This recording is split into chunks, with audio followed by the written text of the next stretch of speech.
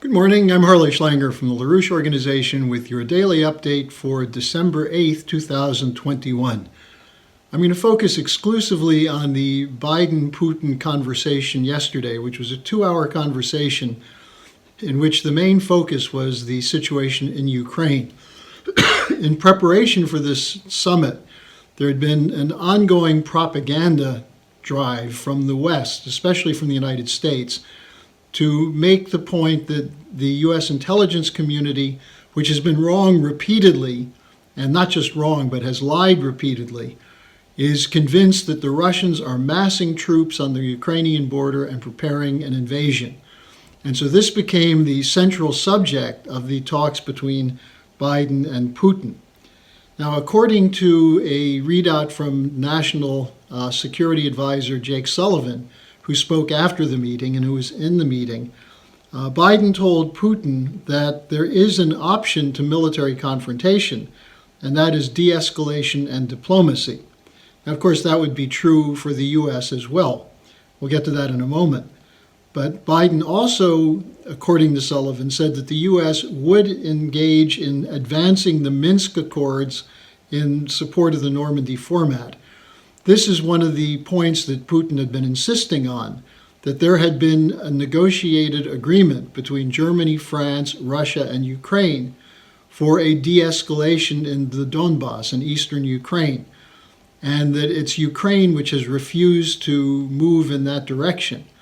Putin asked Biden to intervene. Biden apparently agreed that the U.S. would see what it could do to advance the discussion.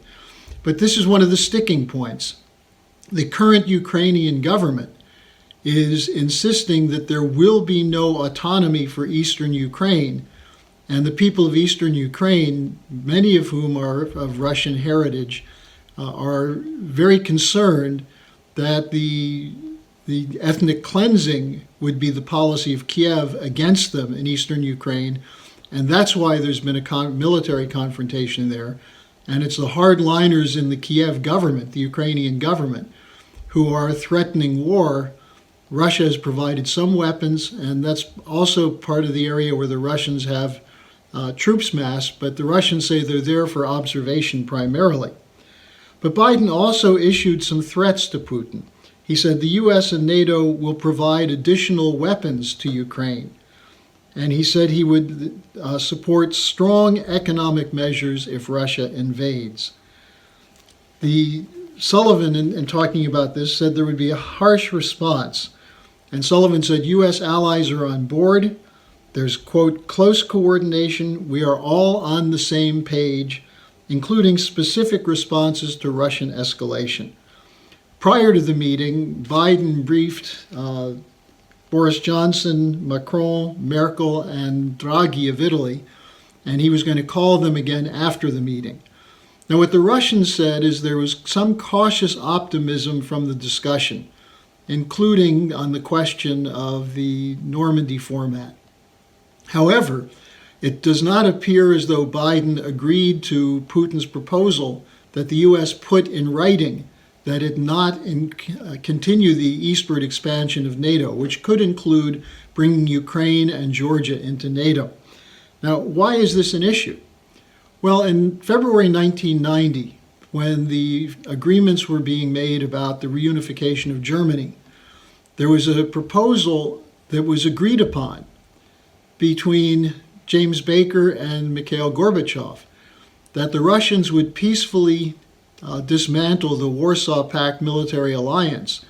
And in return, as Baker said, there would be not 1 inch eastward motion of NATO.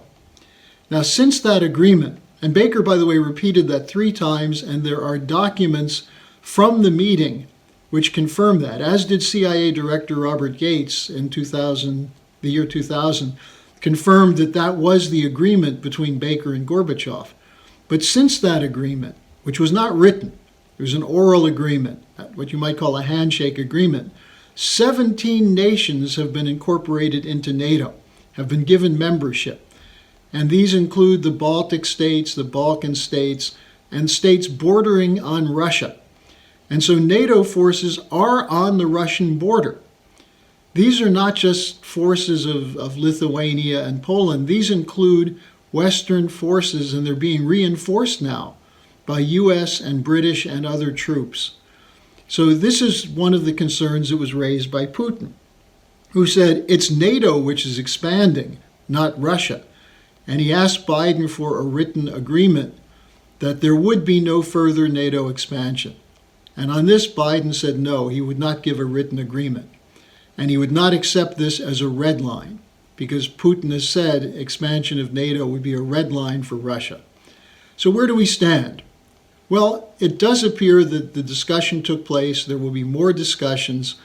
We'll see what happens with this question of the Normandy format. We'll see what happens also on the question of whether there will be some kind of agreement not to have further expansion. However, the U.S. is continuing to threaten Russia, is continuing to say that there's evidence that the intelligence community has compiled showing that Russia is massing troops. And while they keep saying we don't know what Putin will do, the implication is that Putin is preparing for an invasion into Ukraine. The danger here is that you have neo-Nazis in the Ukrainian defense and security forces. I don't know whether Putin brought that up in the discussion, but he should have, because these are the forces who were engaged in vicious ethnic cleansing during World War II when the Ukrainians joined the Nazi SS, targeting Romanians, Russians, Poles, Jews, and others who were non-Ukrainians in a genocide. Maybe 100,000 people were killed by the Ukrainian SS under the direction of Stefan Bandera and his colleagues. The present government includes people from the Bandera movement who still march behind photos of Stefan Bandera, who still proclaim they support the Ukrainian nationalists who were part of the Nazi SS. And that's why there's so much concern in the Donbass, the eastern Ukraine, when these people make up a significant component of the forward deployment of the security forces and the defense forces of the Ukrainian government. The United States has not acknowledged this. And this is a point that obviously concerns Putin because it concerns the whole question of security. Suppose these Nazis launch drone attacks into eastern Ukraine and the people there request support from the Russians. Well, that's where you have the confrontation. It may not just be economic measures, there may be a NATO military response, and what happens then? It's pretty clear that NATO could not stop a Russian invasion if Russia had 170,000 troops on the border. What would they do then? Would they resort to nuclear strikes? This is why this is so serious and so dangerous. And if you ask for de-escalation from the Russians, what about from the West? The transatlantic countries, especially the British and the United States, are running a non-stop propaganda war against Putin and Russia. This is why it's so dangerous. So that's the report I have for you as of the moment. I'm sure we'll get more over the next period on the actual situation following the summit, and we'll have that for you tomorrow.